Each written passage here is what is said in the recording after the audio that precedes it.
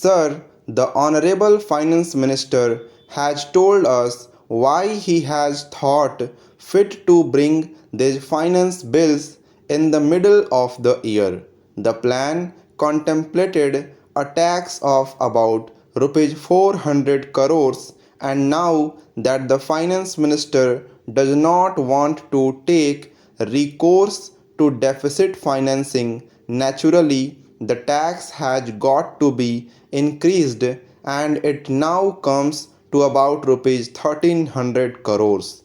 Therefore, money must come from wherever it can be had, and some sort of tax has to be imposed.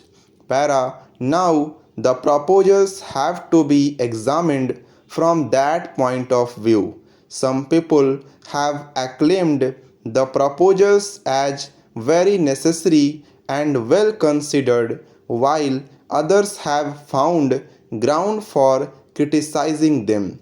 Whatever may be the taxation measures, if they are applied properly and with sympathy, even measures which are not linked can be made to be appreciated and less objected to. I have no doubt, as the finance minister himself said, that he will see that the measures are sympathetically administered, and if that is done, most of the objections that might be and have been put forward to the proposals would be removed. As you may remember, when the 5-year plan was discussed in the House and in the other House, some of the members felt that perhaps a very optimistic view might have been taken of the resources that may be available for carrying out the 5-year plan. Even now, people feel that the plan has got to be implemented, and a lot depends on the implementation of the plan. But the question is, have we taken note correctly of the resources that are available, and have we not overestimated and taken rather an optimistic view? But implementation of the plan will not be very much affected if instead of 5 years a few more months are taken to implement it. What I mean to say, as if the resources are not sufficient to carry out the plan in 5 years, there is no harm in increasing the period by a few months, so that there may not be a very heavy strain on our resources, and so that things may not go wrong on account of the heavy strain that may be put thereon. Another thing that can be looked into very conveniently is whether or not a certain amount of savings can be affected. So far as the proposals in the two bills are concerned, I have one or two suggestions to make. One is as regards the capital gains tax. Most of the exemptions that were in the previous act have been removed, but I feel that so far as capital gains in respect of compulsory acquisition by government is concerned, that should still continue to be exempted.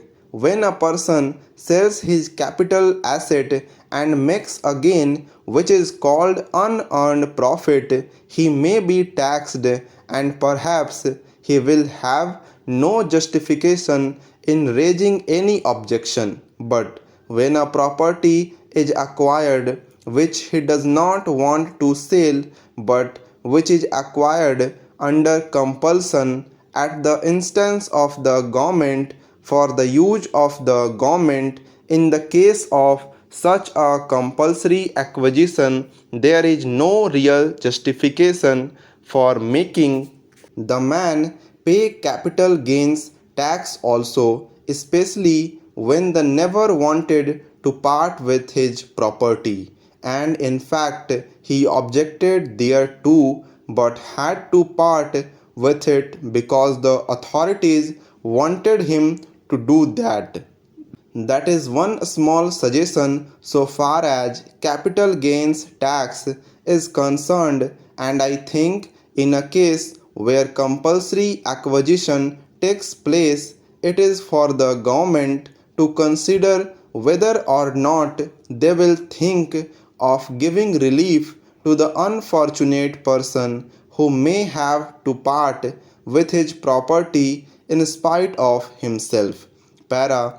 Another suggestion that I have to make is that so far as compulsory deposit is concerned, the people who are conservative and who have put in careful and prudent management and have built up resources generally use them for the purpose of increasing the volume of business and stabilizing the position of the company. But here the position is just as if you are going to penalize those companies which have prudently managed, which have been managed in a conservative manner, and which have not frittered away their resources. Some consideration should be shown to such companies that have built up resources and have utilized them in expanding their business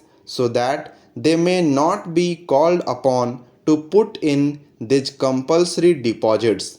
Otherwise, wasteful expenditure will be encouraged, and the management which have not been taking proper care for conserving their resources will get a premium. Para. Then my friend said that equity shares had increased in value to the extent of 150 times depending on the number of years. Here, the dividend that is going to be taxed is on the basis of the paid up capital, which does not take into account the reserves built up over a number of years.